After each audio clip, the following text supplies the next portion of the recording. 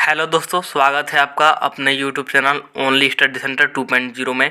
तो इस वीडियो में हम लोग क्लास 11th का इकोनॉमिक्स का प्रीवियस ईयर क्वेश्चन पेपर को देखने वाले हैं। ये 2022 का क्वेश्चन पेपर है और इससे बहुत सारे क्वेश्चन आपके एग्जाम में देखने को मिल सकता है। तो चलिए वीडियो को स्टार्ट करते हैं। और वीडियो को स्टार्ट करने से पहले हमारे चैनल पर नए हो तो चैनल को सब्सक्राइब कर लीजिएगा, साथ ही बेल आइकन को प्रेस कर लीजिएगा और वीडियो को अपने दोस्तों के पास भी शेयर कर दीजिएगा। और चैनल पर बने रहेगा रेगुलर, आपको यहाँ एग्जाम तक रेगुलर सोल्यूशन कराया जाएगा। तो चलिए एक करके यहाँ पर देख लेते हैं। और ये बहुत ही इंपॉर्टेंट है। और इससे पहले मैंने भी इकोनॉमिक्स का 2023 का मॉडल सेट करा दिया है और एक इम्पोर्टेंट क्वेश्चन भी कराया है, तो उसे भी आप लोग देख लीजिएगा। तो चलिए अब हम लोग इसको शुरू करते हैं। तो यहाँ पे देख लीजिए पहला नंबर वाला क्वेश्चन क्या है कि संख्याकी से अभिप्राय है, मतलब कि स्टैटिक्स इम्प्लीज। तो इसका राइट आंसर क्या हो जाएगा? तो संख्याकी का मतलब होता है डाटा एंड स्टैटिकल मेथड, यानी कि कौन सा ऑप्शन आ जाएगा? Both A and B. मतलब कि यहाँ पर हो जाएगा सम्मनक और संख्या की विधियाँ। तो इसका राइट आंसर हो जाएगा ए और बी दोनों। नेक्स्ट क्वेश्चन देख लीजिए यहाँ पर क्या है, 2 नंबर वाला क्वेश्चन कि संख्याकी का प्रयोग किया जाता है। संख्याकी का प्रयोग संख्याकी का प्रयोग किया जाता है तो किसके द्वारा किया जाता है यहाँ पर बताना है। तो वैज्ञानिकों के द्वारा किया जाता है और शास्त्रियों के द्वारा भी किया जाता है और व्यवसायी यानी कि जो व्यापारी होते हैं उनके द्वारा भी किया जाता है। यानी कि कौन सा राइट आंसर हो जाएगा? ऑप्शन नंबर यहाँ पर 4 हो जाएगा। इनमें से सभी जो अर्थशास्त्री है, व्यापारी है या फिर वैज्ञानिक है, ये सभी ही संख्याकी का उपयोग करते हैं। फिर है 3 नंबर वाला क्वेश्चन देख लीजिए क्या दिया गया है कि संख्याकी शब्द लैटिन भाषा के किस शब्द से लिया गया है। जो संख्याकी है ये लैटिन भाषा के किस शब्द से लिया गया है बताना है। तो ये लैटिन भाषा के जो स्टेटस शब्द है उससे लिया गया है। यहाँ पर ऑप्शन नंबर 3 राइट हो जाएगा, इसे आप लोग याद रखिएगा। और यहाँ पर संख्याकी जो है ये सिर्फ लैटिन भाषा से ही नहीं लिया गया है और ये और भी भाषाएं से लिया गया है। तो आप लोग यहाँ पर ध्यान दीजिएगा कि लैटिन भाषा से पूछे तभी आप लोग को स्टेटस बताना है। कोई और भाषा हो तो यहाँ पर आप लोग को स्टेटस नहीं लगा देना है, इसलिए आप लोग यहाँ पर सबसे पहले भाषा पढ़ लीजिएगा। तो लैटिन में इसका जो राइट आंसर क्या हो जाएगा? स्टेटस हो जाएगा, यानी कि ऑप्शन नंबर 3 हो जाएगा। नेक्स्ट क्वेश्चन है 4 नंबर वाला क्या है कि अनुसंधानकर्ता द्वारा संग्रहित आंकड़ों को कहते हैं। तो उसको क्या बोलते हैं? उसको हम लोग बोलते हैं प्राथमिक आंकड़े, यानी कि प्राइमरी डाटा, यानी कि ऑप्शन नंबर 1 राइट हो जाएगा 4 नंबर क्वेश्चन का। फिर है 5 नंबर वाला क्वेश्चन देख लीजिए कि संख्याकी शब्द का प्रयोग किया जाता है। तो संख्याकी शब्द जो है ये इसका प्रयोग किस में किया जाता है? यहाँ पर दिया गया है एक वचन में, बहुवचन में या फिर दोनों में। तो जो संख्याकी है इसका प्रयोग हम लोग एक वचन और बहुवचन दोनों में ही करते हैं, इसलिए इसका जो राइट आंसर क्या हो जाएगा? ऑप्शन नंबर 3 हो जाएगा, 1 और 2 दोनों। फिर है आगे देख लीजिए यहाँ पर 6 नंबर वाला क्वेश्चन दिया गया है कि यदि समग्र में से कुछ चुनी हुई इकाइयों का अध्ययन किया जाता है तो उसे कहते हैं। मतलब कि समग्र में से कुछ चुनी हुई इकाइयों, मतलब कि कुछ छाट करके हम लोग पढ़ रहे हैं तो उसको क्या कहा जाता है? तो उसको कहा जाता है प्रतिदर्श अनुसंधान, यानी कि ऑप्शन नंबर यहाँ पर कौन सा राइट हो जाएगा? ऑप्शन नंबर 2 राइट हो जाएगा, प्रतिदर्श अनुसंधान। फिर नेक्स्ट है 7 नंबर वाला क्वेश्चन देख लीजिए कि संगणना विधि है। तो संगणना विधि हम लोग किसे बोलते हैं? जिसमें कि उपयुक्त जहाँ समग्र की सभी इकाई एक रूप न हो, यानी कि ऑप्शन नंबर यहाँ पर 1 राइट हो जाएगा आप लोग का। फिर आगे बढ़ते हैं। तो आगे देख लीजिए यहाँ पर 8 नंबर वाला क्वेश्चन दिया गया कि अनुसंधान की विधियाँ हैं। तो अनुसंधान की कितनी विधियाँ होती हैं यहाँ पर बताना है। तो अनुसंधान की 7 विधियाँ होती है, इसलिए ऑप्शन नंबर यहाँ पर 4 राइट हो जाएगा। फिर है 9 नंबर वाला क्वेश्चन जो कि सबसे सिंपल क्वेश्चन है कि निम्न में से कौन सा चिन्ह आवृत्ति 5 को दर्शाता है। तो इसका राइट आंसर क्या हो जाएगा? ऑप्शन नंबर 1 हो जाएगा। यहाँ पर देख लीजिए 1 2 3 4 तो ऐसे हैं और ये एक इधर से है जो कि 5 है, यानी कि ऑप्शन नंबर यहाँ पर 1 राइट हो जाएगा। फिर है 10 नंबर वाला क्वेश्चन देख लीजिए कि जब निम्न तथा उच्च दोनों सीमाओं का ध्यान दिया जाता है ऐसी श्रेणी को कहते हैं। जब निम्न और उच्च सीमाओं यानी कि दोनों का ही ध्यान दिया जाता है तो ऐसी श्रेणी को हम लोग क्या बोलते हैं? इसे बोलते हैं अपवर्जी श्रेणी, यानी कि कौन सा ऑप्शन आ जाएगा? ऑप्शन नंबर 2 राइट हो जाएगा, अपवर्जी श्रेणी। फिर है 11 नंबर वाला कि परास का अर्थ है, जो परास यानी कि रेंज का क्या मतलब होता है? तो ये अधिकतम एवं न्यूनतम प्रेक्षणों के बीच का अंतर होता है। परास हम लोग इसी को बोलते हैं, जो अधिकतम है और न्यूनतम प्रेक्षण है उसके बीच का जो अंतर आएगा उसी को हम लोग परास बोलेंगे। फिर देख लीजिए आगे है 12 नंबर वाला क्वेश्चन कि एक वर्ग मध्य बिंदु बराबर है। एक वर्ग मध्य बिंदु किसके बराबर है? तो ये उच्च वर्ग सीमा निम्न वर्ग सीमा के औसत के। उच्च वर्ग सीमा और निम्न वर्ग सीमा का हम लोग औसत लेंगे, मतलब कि जो हमको दे रखा होगा उसको जोड़ करके भाग लगाएंगे, उसी को हम लोग बोलते हैं औसत। तो वही होता है हमारा औसत। तो औसत अगर लेंगे उच्च वर्ग सीमा एवं निम्न वर्ग सीमा का, तो हमारा क्या आ जाएगा, तो हमारा मध्य बिंदु आ जाएगा। तो यहाँ पर ऑप्शन नंबर 1 राइट हो जाएगा।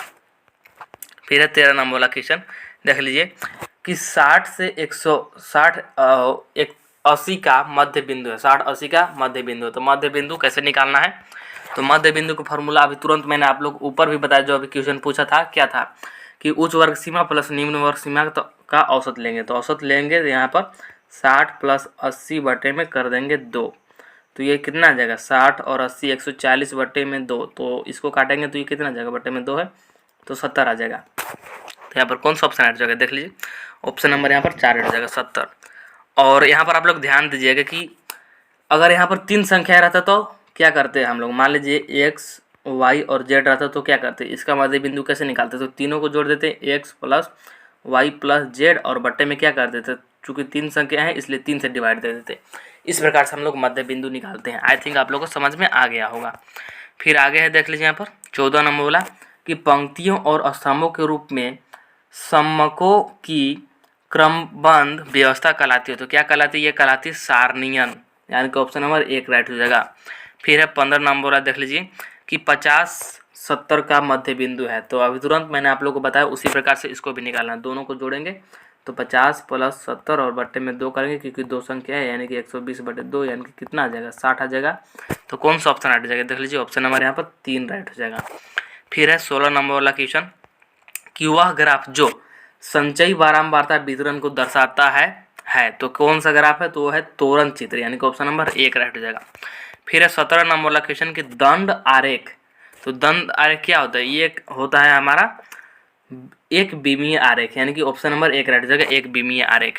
फिर 18 नंबर वाला क्वेश्चन कि आंकड़ों के त्रिचित्रीय निरूपण का उद्देश्य है। आंकड़ों का जो हम लोग त्रिचित्रीय निरूपण करते हैं उसका क्या उद्देश्य है, तो उसका उद्देश्य है प्रस्तुतिकरण, यानी कि ऑप्शन नंबर यहाँ पर 2 राइट हो जाएगा।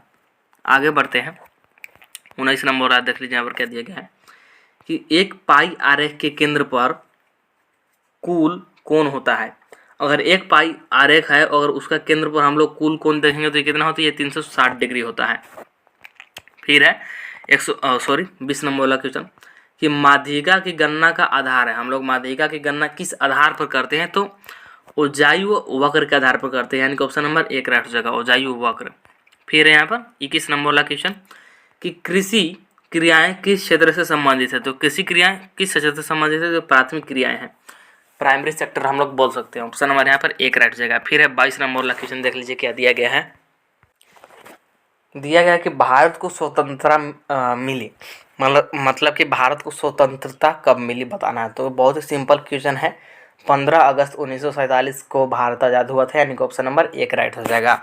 फिर आगे है, आगे बढ़ते हैं तो 23 नंबर वाला देख लीजिए क्या है कि ब्रिटिश काल में भारत की प्रथम जनगणना कब संपन्न हुई। तो ब्रिटिश काल में पूछा है, मतलब कि भारत के आज़ादी से पहले प्रथम जनगणना कब हुई यहाँ पर बताना है। तो ये हुआ था, आप लोग यहाँ पर देख लीजिए 1881 ईस्वी में हुआ था, यानी ऑप्शन नंबर 1 राइट हो जाएगा आप लोग का। इसके बाद आगे बढ़ते हैं तो आगे देख लीजिए यहाँ पर 24 नंबर वाला क्वेश्चन क्या है कि किस वर्ष को महाविभाजन का वर्ष कहा जाता है। तो 1921 को महाविभाजन का वर्ष कहा जाता है। फिर आगे बढ़ते हैं तो आगे देख लीजिए यहाँ पर 25 नंबर वाला क्वेश्चन क्या है कि स्वेज नहर को परिवहन के लिए खोला गया था। तो कब खोला गया था यहाँ पर बताना है, तो 1869 में खोला गया था, ऑप्शन नंबर 3 राइट हो जाएगा। फिर 26 नंबर वाला क्वेश्चन देख लीजिए क्या दिया गया यहाँ पर कि भारत की दूसरी योजना की अवधि क्या थी। तो भारत की जो दूसरी योजना होती उसकी अवधि क्या थी, मतलब कि कब से कब तक थी, तो ये तो 1956 से 61 तक, ऑप्शन नंबर 3 राइट हो जाएगा। फिर देख लीजिए 27 नंबर वाला क्वेश्चन कि देश में नीति आयोग कब बना। तो नीति आयोग कब बना था, तो ये बना था 1 जनवरी 1915 ईस्वी को, 2015 ईस्वी को, 1 जनवरी 2015 को।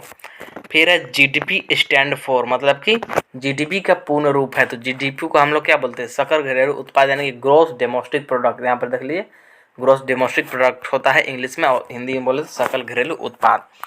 फिर है 29 नंबर वाला क्वेश्चन कि हरित क्रांति के जनक कौन है। तो हरित क्रांति के जनक कौन है, ये है MS Swaminathan, option number 1 right हो जाएगा। फिर है 30 नंबर वाला क्वेश्चन देख लीजिए क्या दिएगा कि कृषि भारत की आत्मा है। यह कथन दिया गया था। तो किसने दिया था यहाँ पर बताना है। तो ये दिया था महात्मा गांधी ने, यानी कि महात्मा गांधी के द्वारा राइट आंसर हो जाएगा। फिर है 31 नंबर वाला क्वेश्चन की जैविक कृषि है। तो जैविक कृषि क्या है, तो ये धारणीय है और साथ ही रासायनिक है, यानी कि कौन सा ऑप्शन राइट हो जाएगा, ऑप्शन नंबर यहाँ पर 2 राइट हो जाएगा, ए और बी दोनों। फिर यहाँ पर 32 नंबर वाला क्वेश्चन कि दूसरी हरित क्रांति का नारा किसने दिया था। तो यहाँ पर बताना है कि दूसरी हरित क्रांति का नारा किसने दिया था। तो ये दिया था एपीजे अब्दुल कलाम ने, यानी कि ऑप्शन नंबर 1 राइट हो जाएगा, एपीजे अब्दुल कलाम ने, याद रखिएगा। फिर नेक्स्ट क्वेश्चन देख लीजिए, 33 नंबर वाला क्या है कि चिपको आंदोलन की शुरुआत किसने की। जो चिपको आंदोलन शुरू हुआ था, इसका शुरुआत किसने किया था, ये क्या था, सुंदरलाल बहुगुणा ने, ऑप्शन नंबर 1 राइट हो जाएगा। फिर है 34 नंबर वाला क्वेश्चन देख लीजिए, क्या दिया गया है कि भारत में सर्वप्रथम आयरन एंड स्टील कंपनी की स्थापना कब हुई थी। तो ये होता है 1907 ईस्वी में, यहाँ पर ऑप्शन नंबर 1 राइट हो जाएगा, 1907। फिर है 35 नंबर वाला क्वेश्चन कि भारत में पहली औद्योगिक नीति कब घोषित हुई थी। तो भारत में पहली औद्योगिक नीति कब घोषित हुई थी, 1948 ईस्वी में, राइट हो जाएगा, ऑप्शन नंबर 2। फिर है 36 नंबर वाला कि भारत में आर्थिक सुधार प्रारंभ किया गया। तो कब किया गया आर्थिक सुधार में प्रारंभ, तो 1991 ईस्वी में, ऑप्शन नंबर 4 राइट हो जाएगा 36 नंबर क्वेश्चन का। फिर है 37 नंबर वाला क्वेश्चन कि वर्तमान में औद्योगिक लाइसेंसिंग की अनिवार्यता वाले उद्योगों की संख्या कितनी है। तो ये है आप लोग का 5 उद्योग, यानी कि ऑप्शन नंबर यहाँ पर 2 राइट हो जाएगा। फिर है 38 नंबर वाला क्वेश्चन कि भारतीय सांख्यिकी संस्थान कहाँ स्थित है। तो ये कहाँ पर है, तो ये है कोलकाता में, यानी कि ऑप्शन नंबर यहाँ पर 3 राइट हो जाएगा। फिर नेक्स्ट क्वेश्चन देख लीजिए, 39 नंबर वाला क्या दिया गया है कि WTO किसका पूर्ण रूप है, यानी कि WTO का स्टैंड्स बताना है या फिर फुल फॉर्म बताना है। तो WTO को हम लोग क्या बोलते हैं, वर्ल्ड ट्रेड ऑर्गेनाइजेशन, यानी कि world trade organization, option number यहाँ पर 2 राइट हो जाएगा। फिर नेक्स्ट क्वेश्चन देख लीजिए, जो कि लास्ट क्वेश्चन है 40 नंबर वाला कि विनिवेश का तात्पर्य है। तो विनिवेश का क्या तात्पर्य है, विनिवेश का तात्पर्य होता है सार्वजनिक उद्यमों में निजी क्षेत्र का निवेश, इसी को हम लोग बोलते हैं विनिवेश, यानी कौन सा ऑप्शन राइट हो जाएगा यहाँ पर, ऑप्शन नंबर 3 राइट हो जाएगा। देख लीजिए ऑप्शन नंबर 3 राइट हो जाएगा। तो यही था आज का वीडियो, जो कि बहुत ही इंपॉर्टेंट था, इकोनॉमिक्स का मोस्ट इम्पोर्टेंट क्वेश्चन। तो आई थिंक आप लोग को पसंद आया होगा, और पसंद आया हो तो वीडियो को लाइक जरूर कर दीजिएगा, और नेक्स्ट आप लोग का किस सब्जेक्ट का चाहिए कमेंट में जरूर बताइएगा, और चैनल को भी सब्सक्राइब करके रख लीजिएगा ताकि आपको रेगुलर सोल्यूशन मिलता रहे। तो चलिए हम लोग मिलते हैं नेक्स्ट वीडियो में, इस वीडियो में इतना ही।